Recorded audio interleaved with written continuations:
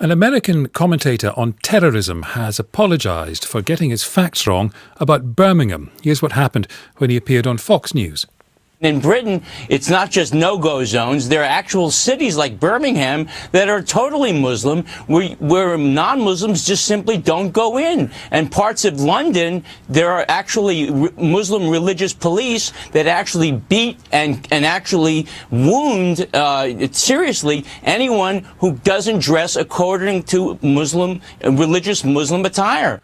That's Steve Emerson, who came in for widespread criticism, not least on social media. He issued an apology.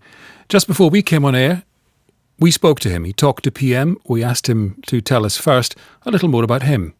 I guess I'm a cross between a journalism and what they call terrorism experts. I study and investigate terrorism. Tell me, if you would, about this particular appearance on Fox News. I take it it's the sort of thing you've done many times. Obviously, when there are international terrorist events, I usually get called, or on other issues when I publish certain articles or when I come out with documentaries, I'm called. So I was asked to appear this past Saturday night. When you said, and it's worth, I mean, obviously I'll refer to your apology in just a second, but it's worth just reading what you said.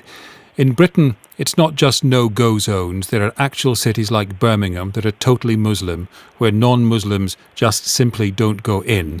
And parts of London, there are actually Muslim religious police that actually beat and actually wound seriously anyone who doesn't dress according to religious Muslim attire. So there's a situation that Western Europe is not dealing with. When you said that, what were you thinking? Well, I was asked about no-go zones, or about the whole issue in Europe, which is a problem. I don't want to dismiss that as a problem. No. It's been discussed now for years now, and it's unfortunately getting worse. But as far as my statement, the statement about Birmingham, I was relying on information that was totally incorrect. From where? From sources that I had relied on in the past, and it was written sources or people you know. Sources, people I know, and sources that I've relied on. I mean, I don't want to really get into a detail on those because I will deal with them separately. Sure, but what I'm trying to get at is an understanding of how you were so misinformed. Is it people in Birmingham? No, I mean, I have been in contact with people in the United Kingdom, and there have been, and people have, and as well as law enforcement, and there are areas where law enforcement doesn't go into in the United Kingdom, but in terms of there being entire cities in the United Kingdom, I was totally misinformed. But are there written sources you could point me to which say this sort of thing? But they're not.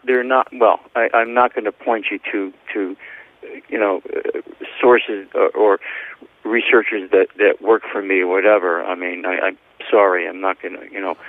I'm the one responsible for No, and I appreciate you taking that responsibility. And number two, let me just point out something else. As far as what goes on in certain parts of Eastern, there have been numerous reports in British papers and American television about some of the vigilante Muslim groups in eastern parts of London. So you stand by that? Yes, absolutely. It's been throughout your papers. It's been talked about by your government. There are people that are researchers, that are consultants that I have employed, and there are people whose work that I have read that was incorrect. And I'm sorry, but I made an egregious error here in not doing my own homework. And what's it been like? It hasn't been pleasant, but I deserve what I got. I mean, I want you to know that I'm not making amends. I don't want any pity whatsoever. I deserve any discomfort, whatever, because I made an egregious error, and I want to apologize to all residents of Birmingham because it was a mistake that was inexcusable. How damaged do you think you will be by this? I don't know. I mean, I can't predict, but the fact that I hope my body of work speaks for itself over the last 25 years. But again, the reality is I can't predict the future. Having made that statement, I certainly don't want, something else to occur. I don't want people to use this as an agenda to claim that there is, there's no such thing as radical Islam, or that Steve Emerson has no credibility whatsoever. I think my body of work speaks for itself.